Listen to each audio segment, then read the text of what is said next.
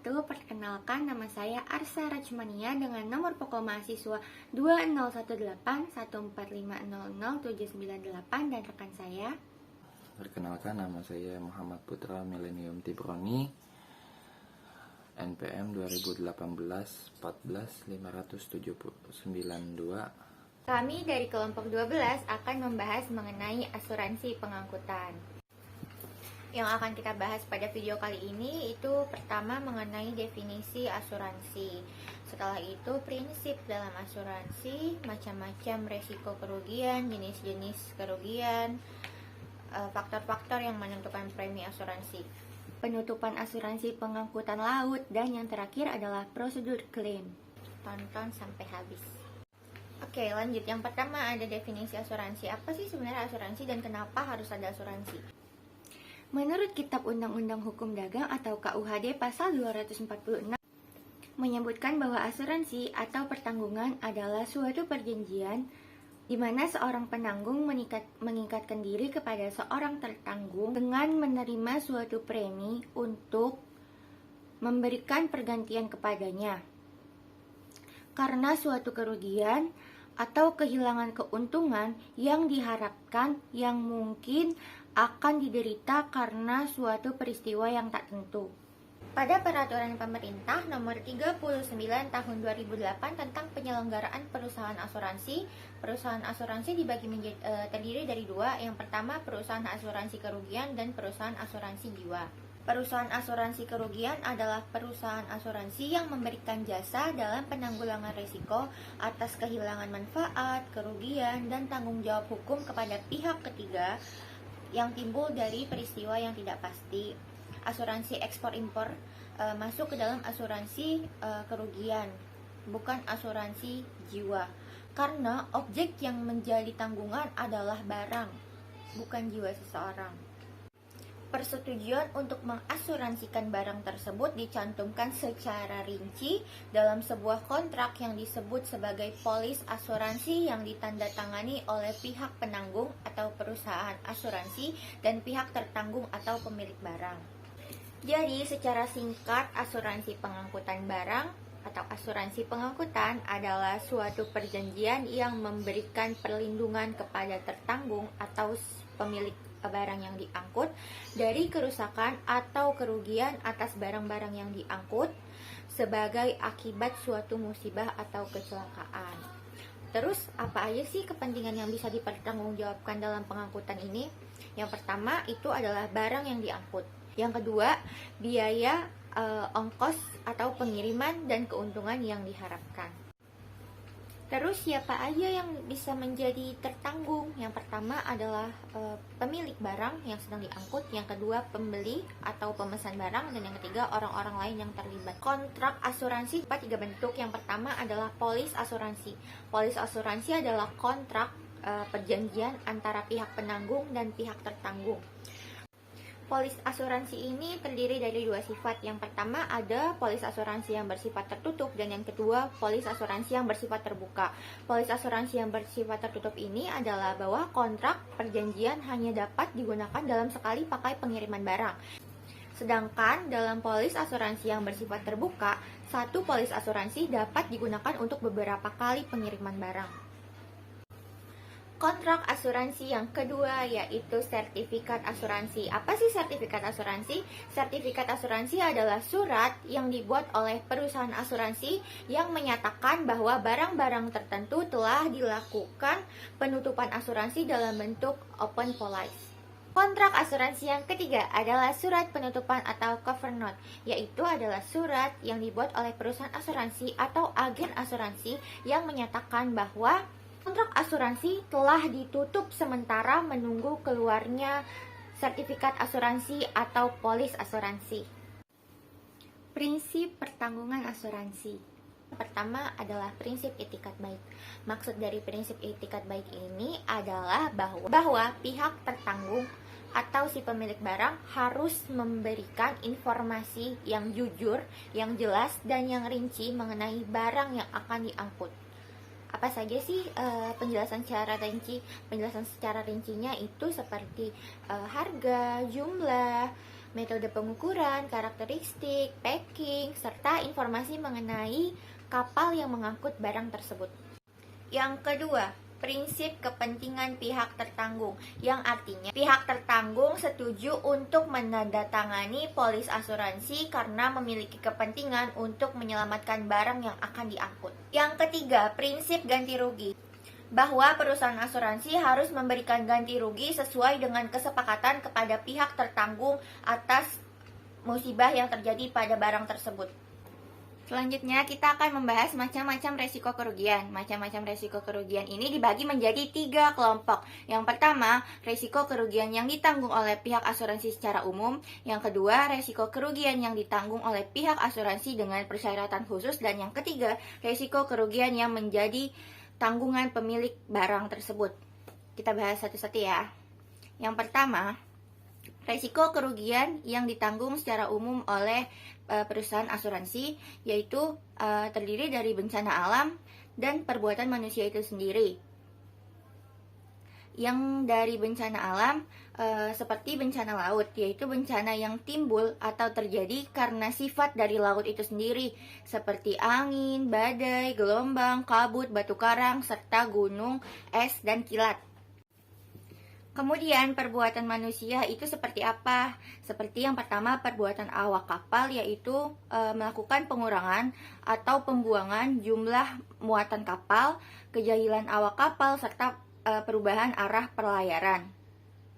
Yang kedua, adanya pihak ketiga, yaitu bajak laut ataupun pencuri. Kelompok yang kedua, resiko kerugian yang ditanggung oleh pihak asuransi dengan persyaratan khusus. Ada kerugian akibat peperangan seperti kapal perang, penangkapan, penawanan, peniadakan, serta perampasan. Yang kedua, di kelompok kedua ini adalah kerugian akibat pemogokan seperti pemogokan, pemberontakan, dan kerusuhan. Yang ketiga adalah kerugian akibat sifat muatan itu sendiri seperti jamur, penyusutan, berkarat, serta menguap. Yang keempat dan terakhir di kelompok kedua ini adalah kerugian akibat pencurian di darat, seperti perampokan dan pencolongan. Resiko kerugian pada kelompok yang ketiga adalah resiko kerugian yang ditanggung oleh pemilik barang tersebut. Yang pertama adalah kerusakan yang diakibatkan oleh hama penggerak, seperti tikus dan kutu pada bahan makanan yang merusak bahan makanan. Kemudian pengepakan yang bocor. Yang kedua adalah kerusakan akibat perubahan harga yang terjadi di pelabuhan tujuan, perusakan akibat keterlambatan pelayaran, atau kehilangan kesempatan pemasaran. Yang terakhir dari resiko kerugian yang ditanggung oleh pemilik barang adalah kerugian karena kelalaian atau itikat buruk dari sang pemilik barang. Pembahasan berikutnya mengenai jenis-jenis kerugian yang diderita oleh kapal dan muatan. Apa aja sih? Ada 2. Yang pertama, total loss, dan yang kedua, partial loss. Total loss adalah suatu kegiatan atau kerusakan yang dikatakan total loss apabila barang tersebut ini sudah hancur total, tidak memiliki nilainya lagi, lenyap, sudah tidak berbentuk sama sekali, dan musnah seluruhnya. Total loss itu sendiri terbagi lagi menjadi 2. Yang pertama ada actual total loss dan yang kedua adalah constructive total loss. Actual total loss artinya kapal atau muatan secara seluruh fisiknya telah lenyap atau muatannya telah kehilangan seluruh nilainya. Constructive total loss artinya adalah kapal dan muatan kehilangan seluruh sifatnya semula. Mungkin secara fisik di sini masih bisa diperbaiki, masih bisa tertolong, masih bagus. Namun manfaat dari kapal dan muatan itu sendiri sudah tidak berfungsi dengan baik.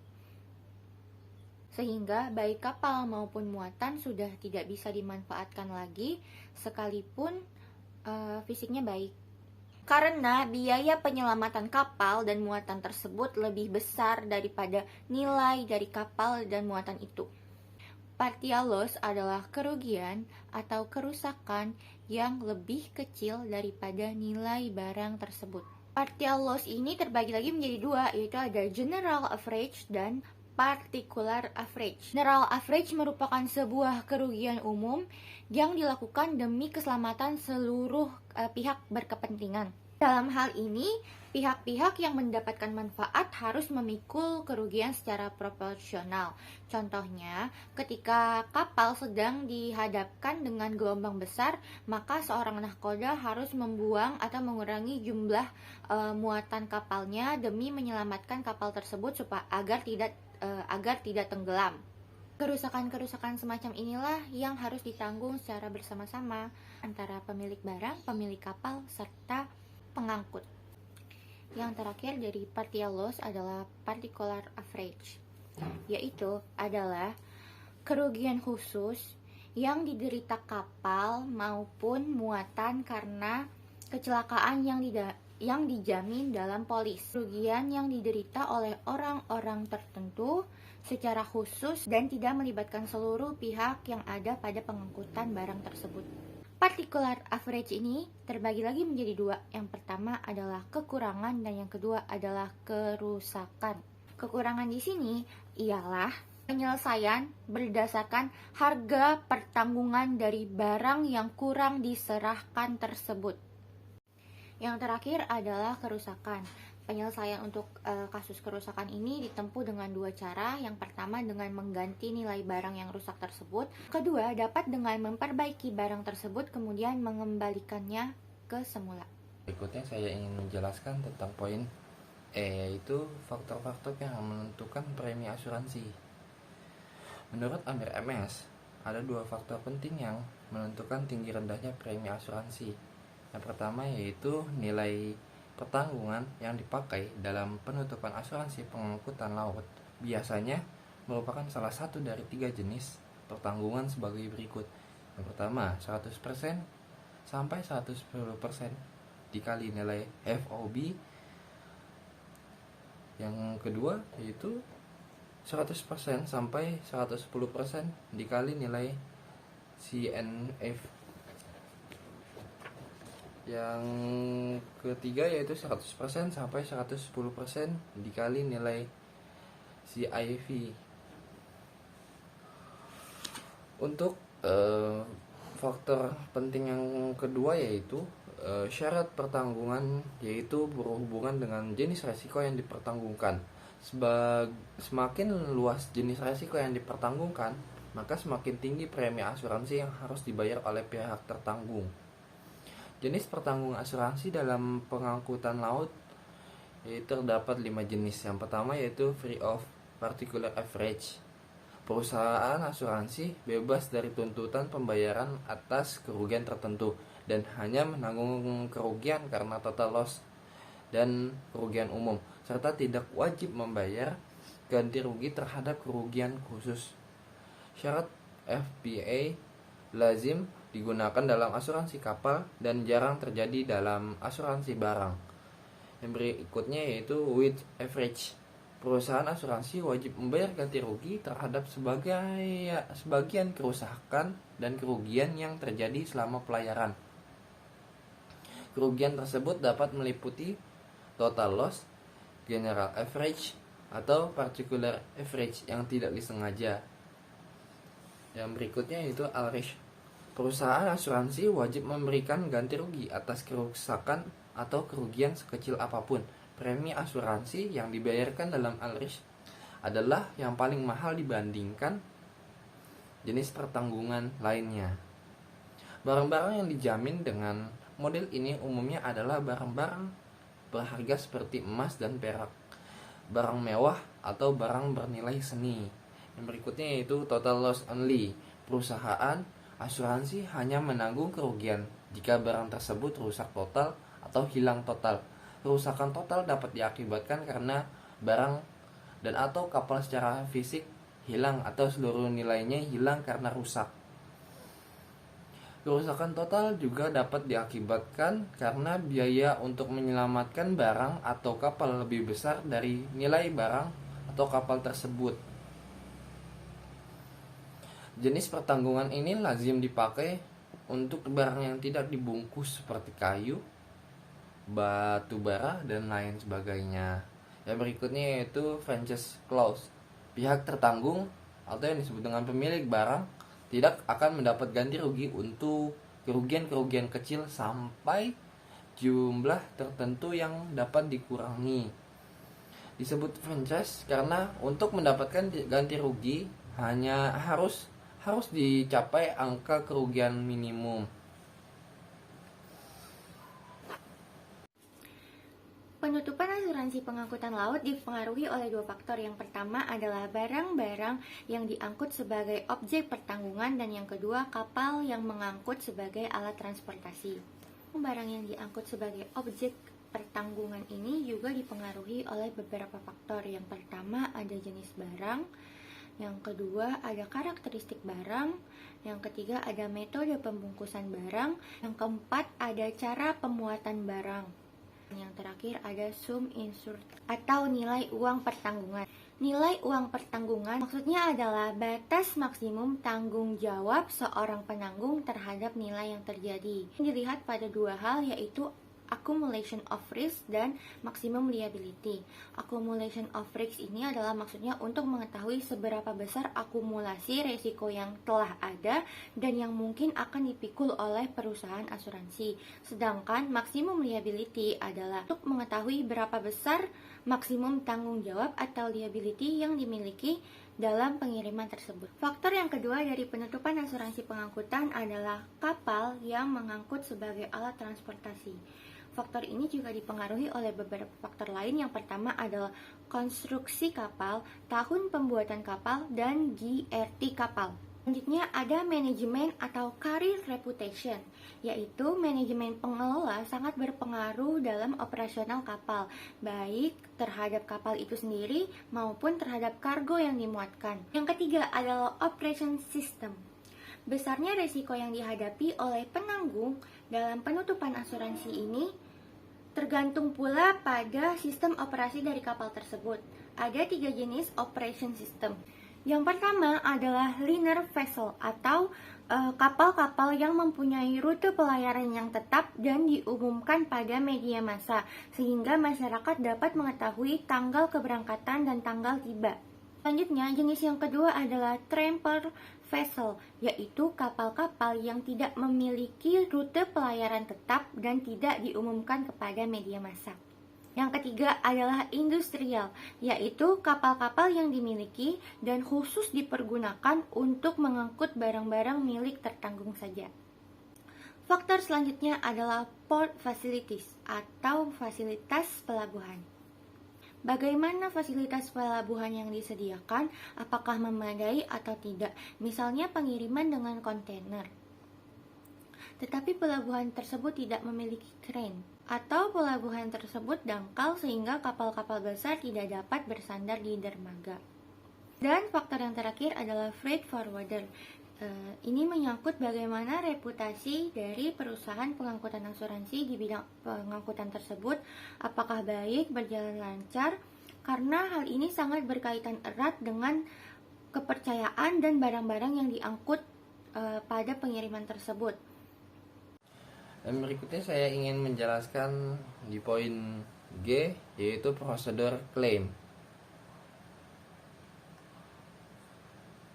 Pada prosedur klaim terdapat 2 prosedur, yaitu kewajiban tertanggung sebagai berikut. Yang pertama, tertanggung wajib memberitahukan dengan segera kepada penanggung sesaat setelah diketahui adanya kerugian atau kerusakan atas objek yang dipertanggungkan tersebut. Dan berikutnya, tertanggung wajib mengambil langkah-langkah yang wajar untuk menyelamatkan, mencegah, atau memperkecil kerugian. Yang ketiga, menjamin bahwa semua hak terhadap perusahaan pelayaran atau pihak ketiga lainnya telah dijalankan dengan sebaik-baiknya. Yang kedua yaitu dokumen pendukung klaim.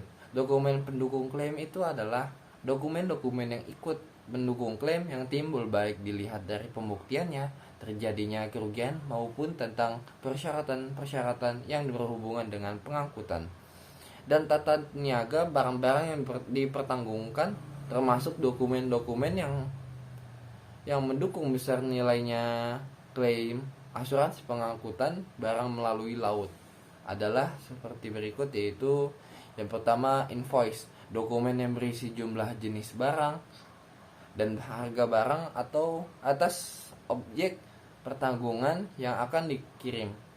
Yang berikutnya itu packing list, dokumen yang menerangkan rincian barang per koli. Yang berikutnya yaitu certificate of packing, persyaratan pembungkusan yang layak. Surface packing, suatu barang sudah ditentukan standarnya yang bertujuan untuk melindungi keselamatan barang dalam proses pengangkutan yang biasanya disebut seaworthy packing. Yang mengeluarkan Certificate of Packing ini adalah perusahaan profesional yang telah mengetahui metode pembungkus untuk setiap barang sesuai dengan sifat dan karakter barang yang dibungkusnya. Yang berikutnya yaitu billing of lading, untuk mengetahui apakah suatu barang telah dimuat dalam kapal. Hal ini dapat diketahui dari billing of lading. Fungsi dari billing of lading adalah sebagai bukti penerimaan barang di atas kapal. Bukti kontrak pengangkutan dapat digunakan sebagai claim recovery dari perusahaan pelayaran. Yang berikutnya yaitu Certificate of Origin, suatu dokumen yang menerangkan asal negara barang yang bersangkutan. Yang berikutnya yaitu bukti kekurangan. Bukti kekurangan ini dalam pengangkutan laut biasanya disebut dengan istilah Notice of Shortage atau Certificate of Non-Delivery atau Expert Wage. Contohnya dalam billing of lading dikatakan bahwa barang yang dikirim 100 koli sewaktu diserahkan dari pelabuhan tujuan ternyata hanya 85 koli. Untuk barang yang kurang sebanyak 15 koli. Untuk itu dibuatkan bukti kekurangan oleh perusahaan pengangkutan. Nah, berikutnya itu bukti kerusakan. Bukti kerusakan ini adalah suatu pernyataan dari perusahaan pengangkutan laut yang menerangkan bahwa barang yang diserahkan mengalami kerusakan.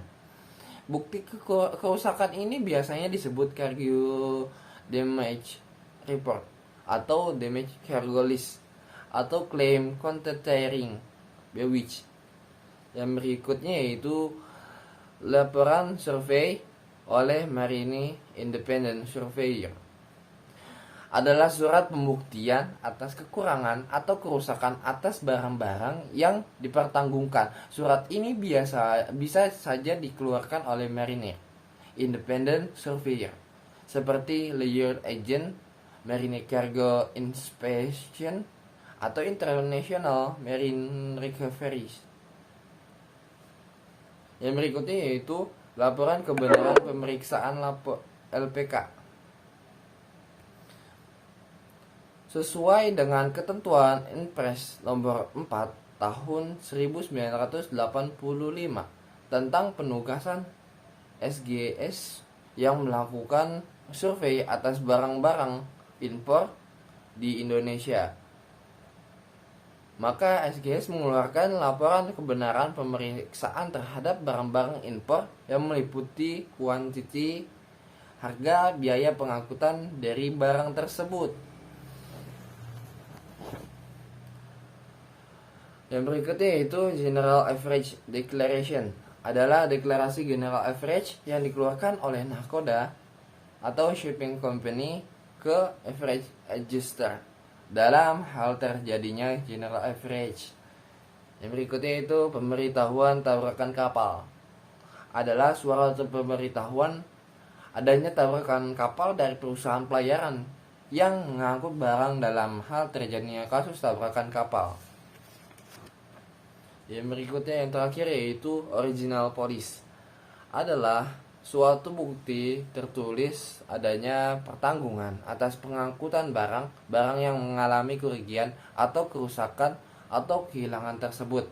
Itu saja materi yang dapat kami sampaikan pada video kali ini. Besar harapan kami supaya video ini dapat bermanfaat bagi kalian semua. Mohon dimaafkan apabila ada kesalahan, kekurangan, dan lain sebagainya. Billahi taufiq wal hidayah. Wassalamualaikum warahmatullahi wabarakatuh.